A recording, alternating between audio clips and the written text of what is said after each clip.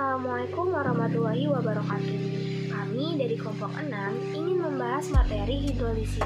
Sebelum itu, perkenalkan nama anggota kami yang terdiri dari saya sendiri, Ririn Dwi Aprianti, lalu ada Isdea Lidayeh, Melati Salsabila, dan yang terakhir ada Christine Rahel. Topik pertama, apa itu hidrolisis? Hidrolisis adalah penguraian zat dalam reaksi kimia yang disebabkan oleh air. Reaksi kimia dalam hidrolisis memecah molekul air atau H2O menjadi kation hidrogen atau H+, dan anion hidrosida atau OH-. Ada 4 reaksi hidrolisis kimia. Yang pertama, garam yang berasal dari asam lemah dan basa kuat, bersifat netral dan memiliki pH sama dengan 7, yang artinya tidak terjadi hidrolisis. Yang kedua, garam dari asam kuat dan basa lemah, di mana garam ini akan memiliki pH kurang dari 7 alias bersifat asam. Yang ketiga, garam dari asam lemah dan basa kuat, di mana garam ini akan memiliki pH lebih dari 7 alias bersifat basa. Dan yang terakhir, garam dari asam lemah dan basa lemah, di mana sifat asam atau basanya bergantung pada besarnya Ka dan Kb-nya. Dari 4 reaksi kimia yang tadi, kita dapat simpulkan garam berikut nilai pH-nya tidak tergantung pada konsentrasi garam. Adalah garam dengan asam lemah dan basa lemah, atau bisa disebut juga garam yang terhidrolisis sempurna. Apa sih garam hidrolisis sempurna itu? Dalam hidrolisis garam, terdapat klasifikasi hidrolisis, yaitu hidrolisis sempurna atau disebut juga hidrolisis total. Yang kedua ada hidrolisis sebagian atau disebut juga dengan hidrolisis parsial, dan tidak hidrolisis. Hidrolisis sempurna terjadi dari asam lemah dan basa lemah, sedangkan kebalikannya, tidak hidrolisis terjadi dari asam kuat dan basa kuat. Sedangkan hidrolisis parsial terdiri dari asam lemah, basa kuat atau asam kuat, basa lemah. Intinya ada satu komponen yang lemah. Contoh garam yang mengalami hidrolisis sebagian dan bersifat asam adalah NH4Cl atau amonium klorida.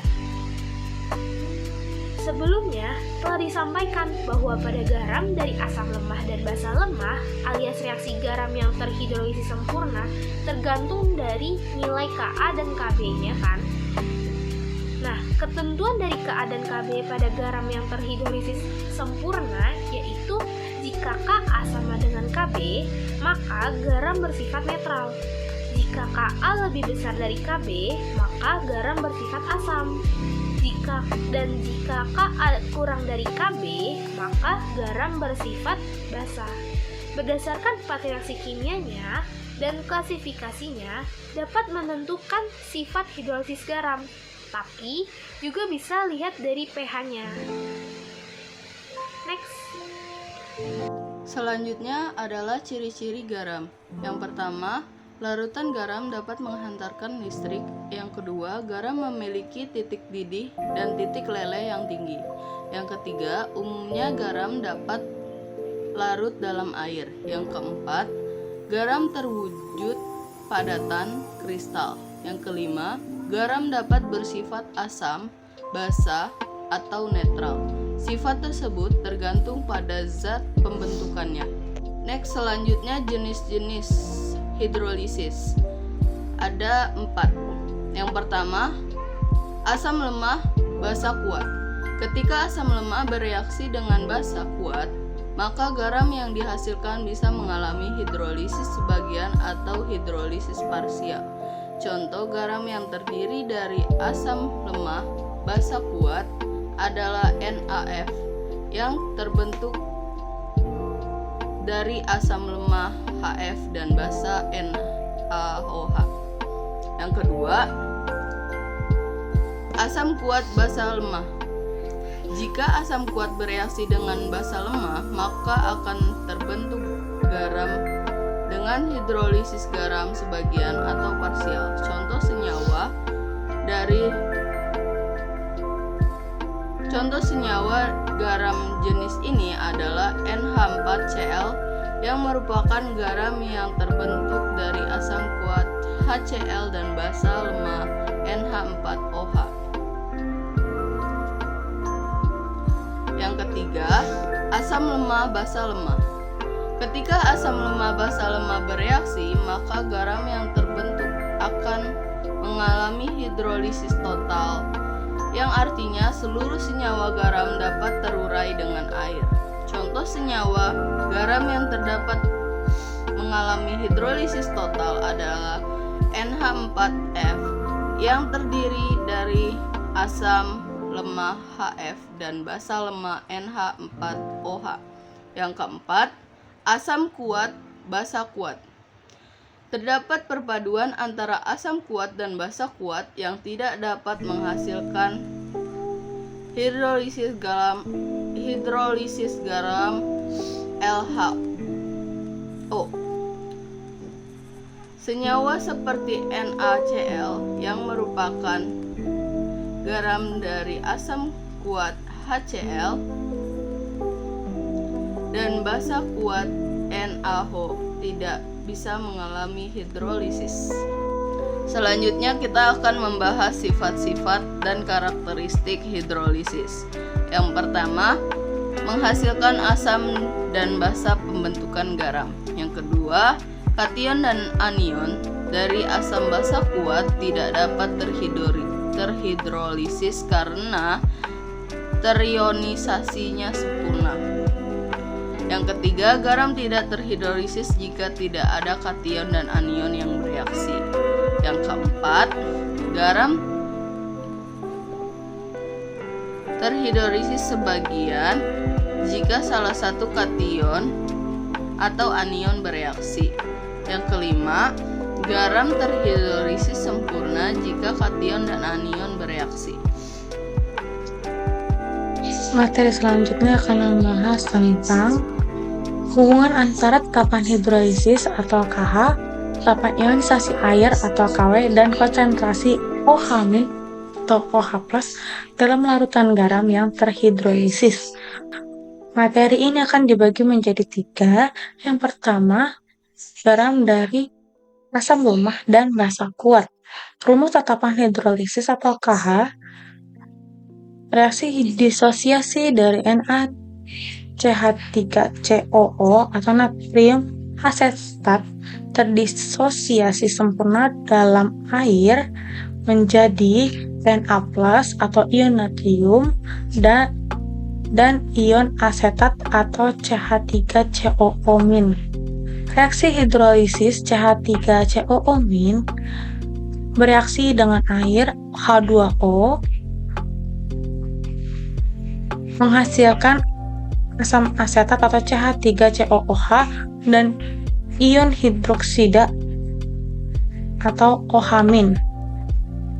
Reaksi hidrolisis adalah reaksi setimbang, maka mempunyai tetapan kesetimbangan atau tetapan hidrolisis yang tadi disebut dengan KH. Tetapan kesetimbangan hidrolisis atau KH didefinisikan sebagai hasil kali konsentrasi produk dari CH3COOH dan OH- dibagi dengan konsentrasi reaktan yaitu CH3COO-. Jika dikalikan dengan H+ per H+, maka hal ini dilakukan untuk memanipulasi persamaan agar mendapatkan pemasukan tetapan ionisasi air atau KW. KH CH3COOH dan OH- dibagi CH3COO- dikali dengan H+ per H+ sama dengan CH3COOH per CH3COO- dan H+ dikali dengan OH- dan OH+ menghasilkan 1 per Ka dikali KW. 1 per Ka ini penyederhanaan dari CH3COOH dengan CH3COO- dan H+. KW dikalikan dengan 1 per Ka disederhanakan menjadi KH sama dengan KW per Ka. Rumus OH- pada reaksi hidrolisis. CH3COO- bereaksi dengan H2O menghasilkan CH3COOH plus OH-. KH, ketetapan kesetimbangan hidrolisis, didefinisikan sebagai rasio antara hasil kali konsentrasi produk dari CH3COOH dan OH- dan hasil kali konsentrasi reaktan atau dibagi dengan CH3COO- dan H2O. CH3COOH sama dengan OH-, maka CH3COOH dan OH- sama dengan OH- dikuadratkan. H2O yang bereaksi sangat kecil, jadi diabaikan, maka KH sama dengan OH- dikuadratkan dibagi dengan CH3COO-. Persamaan di atas kemudian diubah untuk menyelesaikan OH-. OH- kuadrat sama dengan KH dikali dengan CH3COO-. Kuadratnya dipindahkan menjadi OH- sama dengan akar dari KH dikali dengan CH3COO-. Secara umum, rumus tersebut ditulis. Yang pertama, jika konsentrasi ion yang terhidrolisis sama dengan konsentrasi garamnya, maka OH- sama dengan akar KH dikali G atau garam, konsentrasi garamnya.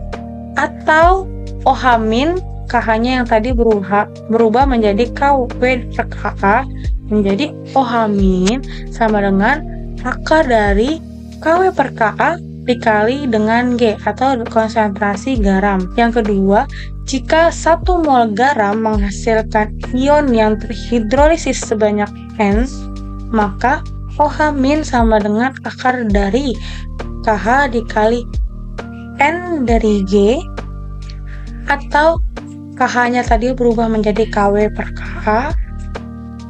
OH- sama dengan akar dari KW/KA kali N dari G.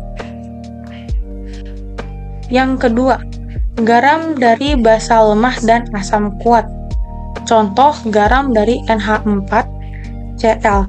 Analog dengan garam dari asam lemah dan basa kuat, harga KH dan konsentrasi ion H+ dirumuskan menjadi KH sama dengan KW/Kb. Konsentrasi ion terhidrolisis sama dengan konsentrasi garam. Yang tadi materi pertama, maka KH+ sama dengan akar dari KH dikali G atau konsentrasi garam, atau H+, KH-nya tadi diubah menjadi KW/KA.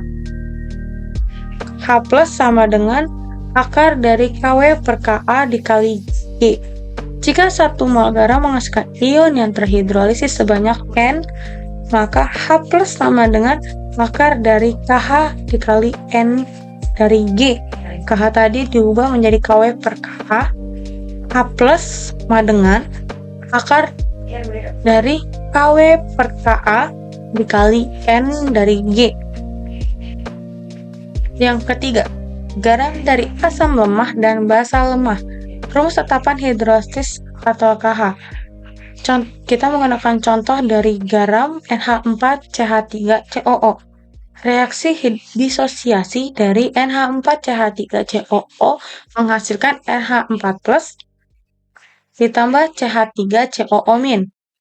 Reaksi hidrolisis dari NH4CH3COO- bereaksi dengan H2O menghasilkan HCH3COO ditambah NH4OH.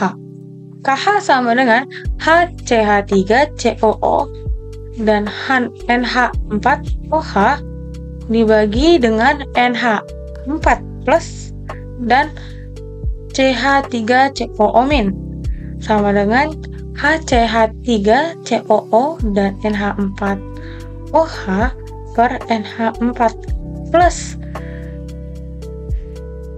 dan CH3COO- dikalikan dengan H plus dan OH- per H plus dan OH- sama dengan HCH3COO dibagi dengan H plus dan CH3COO- dikalikan dengan NH4OH per NH4 plus dan OH- dikali dengan H plus dan OH-.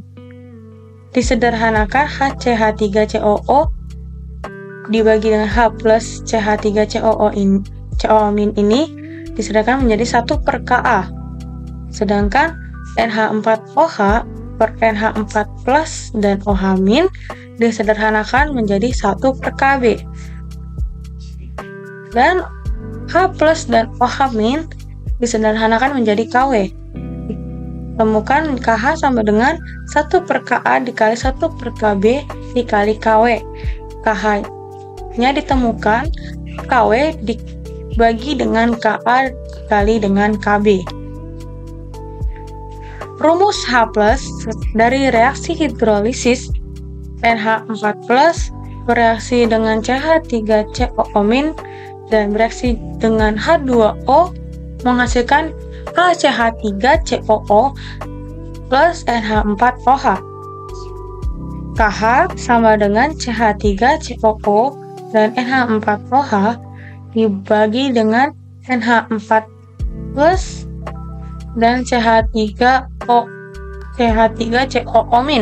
Dari persamaan reaksi, HCH3COO sama dengan NH4OH dan NH4 plus sama dengan CH3COO-.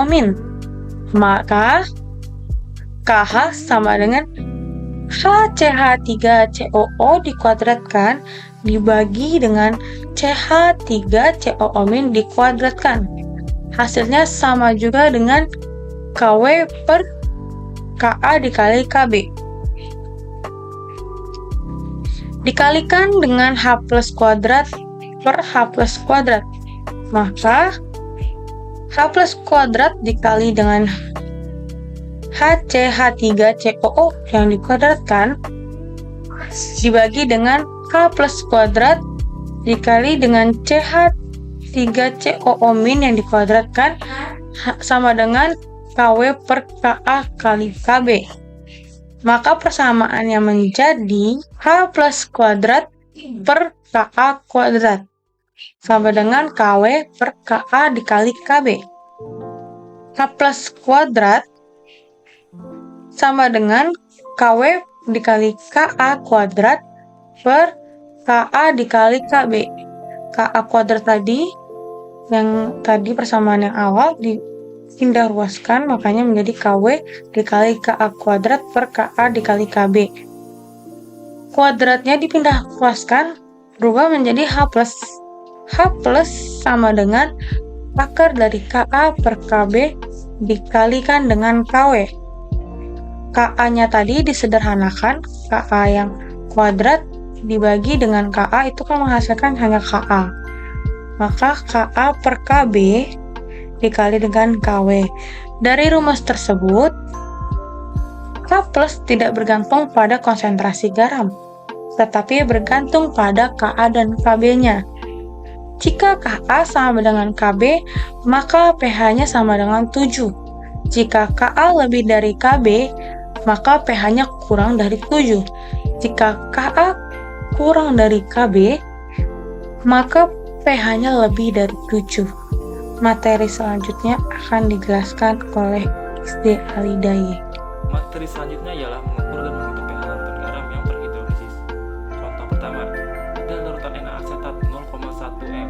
Diketahui KaCH3NOH sama dengan 10 pangkat min 5. Hitunglah pH larutan. Diketahui konsentrasi NaAsetat 0,1 m.